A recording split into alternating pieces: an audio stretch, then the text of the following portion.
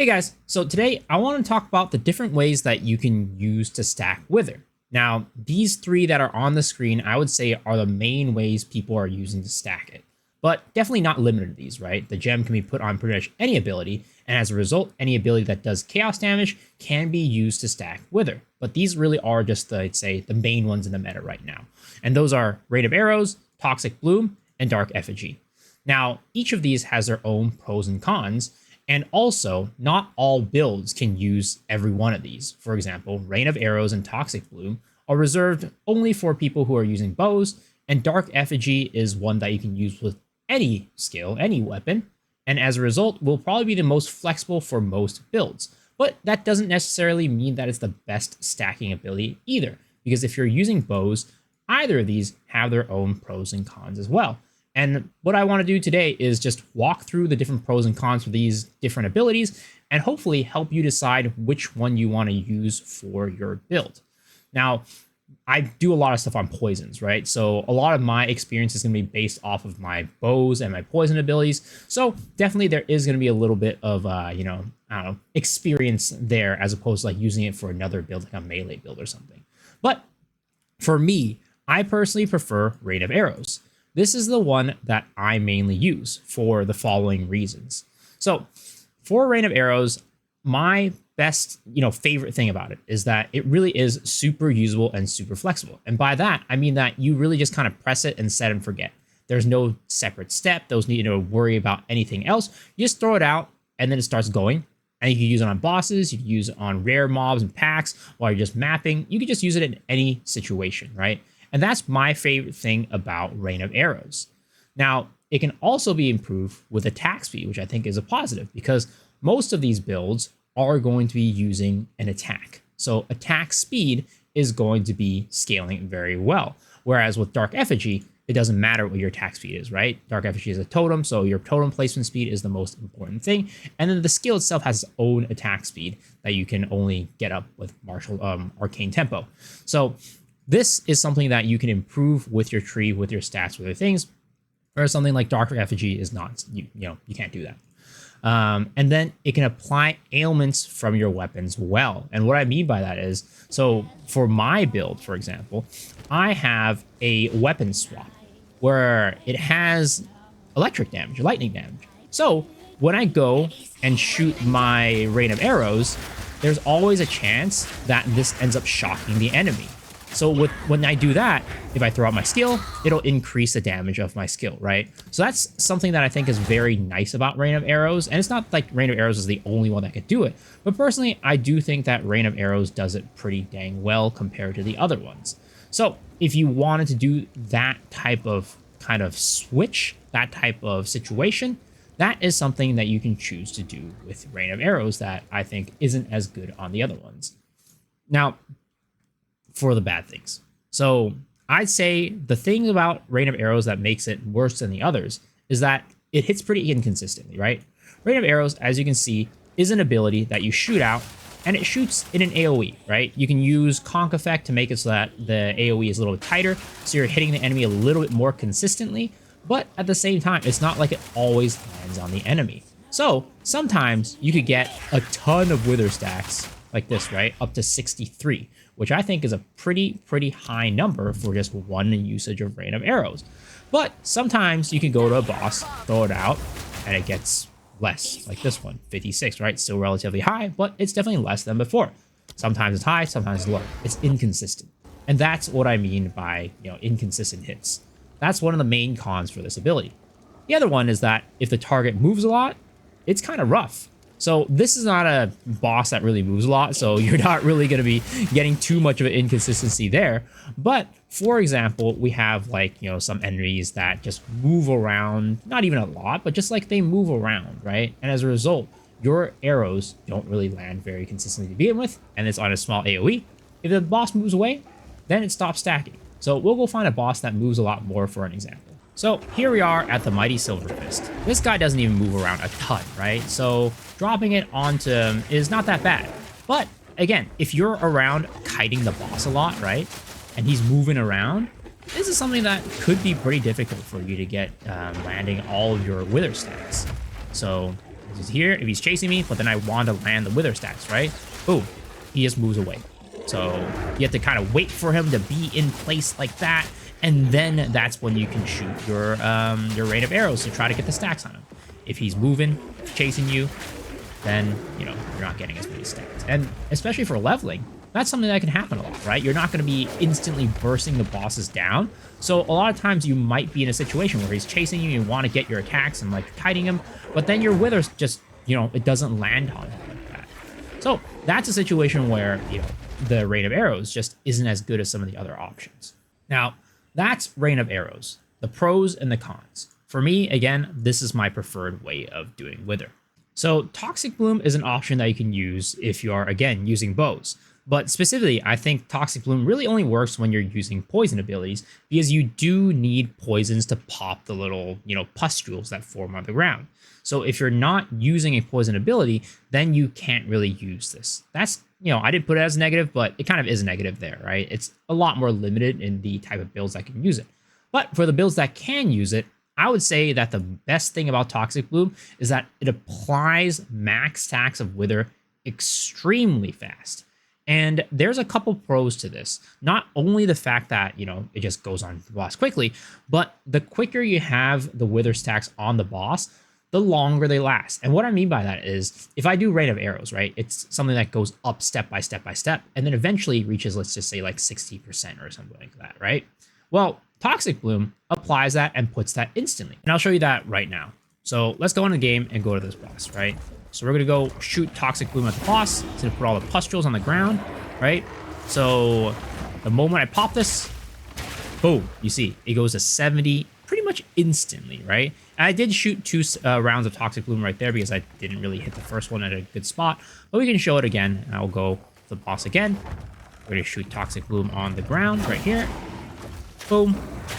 Pretty much 70 instantly again, right? So there it is. That is a super, super fast application of Toxic Bloom, which, or the Wither stacks, which you just can't get when you're using Rain of Arrows. So we'll go compare the two right now. We'll put the skills back on Rain of Arrows, and you can see that it just doesn't go up that fast, and, doesn't even reach 70 instantly.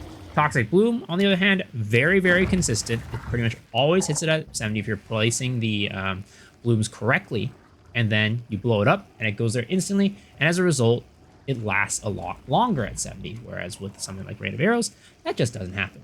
So that, I would say, is the best thing about Toxic Bloom. Now, it also scales with poison, and you're using a poison build when you're using Toxic Bloom, so as a result, Toxic Bloom can be a part of your damage as well, whereas Rain of Arrows or Dark Effigy probably not doing that much damage. Now, damage is going to be reduced a little bit because you're going to have the Wither support gem in it, but still, any damage helps, right? So that is another pro. You can also apply ailments, right? As I mentioned earlier, we have that little cute little weapon swap thing that we do here, right? Do that, throw this in there, and boom, shocked, right? So that's another thing that this can do. Applies the ailments very, very effectively, much like Rain of Arrows. Now, maybe a little bit less effectively because, again, it doesn't hit the monster as many times, but I'd say it's still better than something like Dark Effigy, which is probably going to be the least efficient at it. And then, again, it can be improved with attack speed, which you're going to want to improve it with attack speed because this skill requires you to do like this old flip somersault situation like this. And, definitely you're going to be leaving yourself up pretty vulnerable when you're in the air like that. So you're going to want to have the least amount of time where you're going to be in the air by using something, like attack speed. Giving yourself attack speed with, let's just say, martial tempo, or increasing your attack speed with your build. You're going to want to do that with that one. Now, those are the pros, right? The cons, on the other hand, I think is the reason why I don't use this over something like Rain of Arrows, because this is very good. And if you're able to set up a situation where you're able to apply Wither with Toxic Bloom, it's probably the best one out of all of them. But the problem is that Toxic Bloom is, again, very, very slow. But Toxic Bloom is also a multi-step process. So if you have a boss that is moving a lot, again, like the silverback, which, you know, actually let's just get ourselves over there right now, then it can become really inconsistent. So now here we're at this boss again. We're going to have him start chasing us, right? So he's going to start walking towards us. We're going to want to put that right there. And then boom, he's kind of moved out of it already, right? So if you're in a situation where you're in a fight where the boss is just a lot more mobile, it's going to be a lot harder to put it down. Now, you can do something like, oh, I'm going to put it down, lay a trap, and then when he walks over, I let it go, right? But even then, there's still, like, as you can see, there's just a little bit of a kind of a delay in when you throw the attack and when it pops, and it's just not super consistent unless you have a, you know, boss that is just sitting there like that, and it's going to be a little bit better for that reason.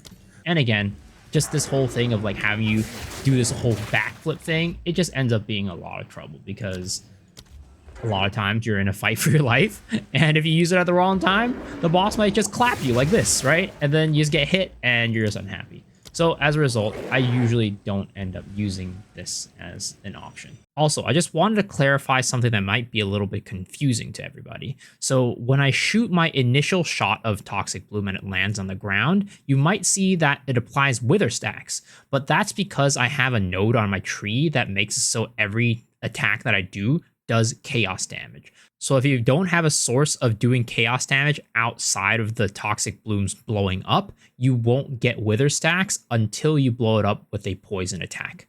All right, now for the last one, Dark Effigy. Now, this one I would say is definitely the most consistent when it comes to applying Wither stacks, because the target can be moving around, but that doesn't really matter too much because it is a totem that will auto-target the boss or the enemy that has the damage over time on it. And it can be something that is used on any build. So whether you're a melee build, a range build, a spellcaster, a bow user, whatever it might be, right? As long as you can put Dark Effigy into your, like you have the stats for it, it's a skill that you can use.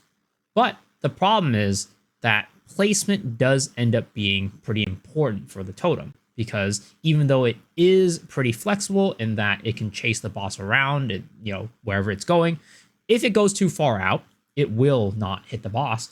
But also, the totem itself can die. So if you put it in a place where the boss targets it or attacks it with an AoE, then the totem dies and you do have to reapply it. And that can be kind of annoying when you're in a situation where, again, it's a life or death situation. You don't want to have to stop to place the totem while you're doing your normal attack, lower your DPS, making you a little bit more, you know, a little bit less mobile. It's just not great. And also, it's pretty bad at applying ailments. So first, let's take a look at ailments, right? We're going to put down the totem right here, right? We're going to shoot a gas arrow at the boss. And I'm also on my other bow, right? The one that has the electricity damage on it. But unfortunately, as you can see, it just doesn't really apply the ailments very well. It just, you know, it doesn't do it. It does do electric damage. So we can go and go to our tooltip damage right here, right? It does use this and applies lightning damage because my bow has lightning damage on it. But because it just doesn't attack very fast, it just doesn't really shock the boss very well.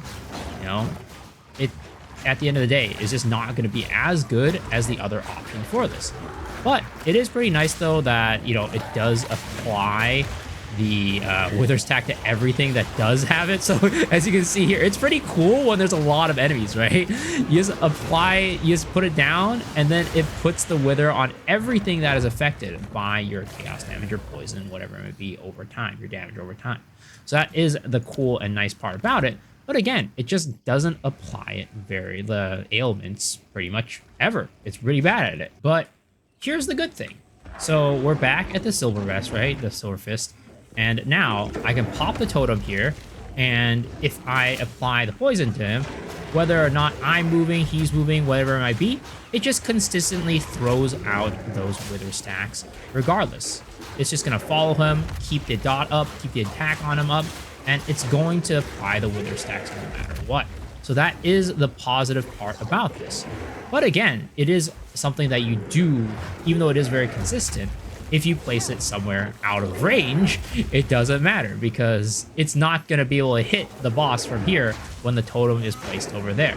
So if you, let's say, drop this, right? You start fighting it, you move too far away, then it's not going to be able to apply the wither stacks anymore. So it does still suffer from bosses being a little bit too mobile, but a lot less than the other ones because you can maneuver around it. And it's kind of like a set and forget type of situation where you just go maneuver around it and then the totem will just attack. But the other thing, again, is that it is a totem. So if we put it down on the ground, it can be hit and it can be killed. So if you're against an enemy that is particularly strong, it can just kill it pretty quickly in one smack. And it's going to be something you need to apply again, put down, and, it's a pretty expensive totem. Like, it costs a lot of mana. So you're not going to want to be spamming that much. So that is it for Dark Effigy, for the pros and cons. Now, again, we can pull together all three of them on this sheet again. And I would say that they all have good parts and bad parts. And depending on the build, you might not have a choice about which one to use. But if you do have a choice, hopefully this video helps you out in deciding which one you want to use and which one suits your build and your playstyle more. For me, again, Rain of Arrows is my preferred and go-to, but you guys might want to do Toxic Bloom or Dark Effigy, depending on your preferences. It's completely up to you. They're all great, but yeah. If this video helped you guys out, as always, let me know down in the comment section below. But also, the best way to support the channel is to hit that sub button. I really appreciate it. And that way you get to keep up to date with my updates as well and my new videos. And also, I stream on twitch.tv/RisoXShiru every single night, starting at 10 p.m. PST. So hopefully I get to see you guys there. But if not, hopefully I'll see y'all on the next video. All right, guys. Peace out.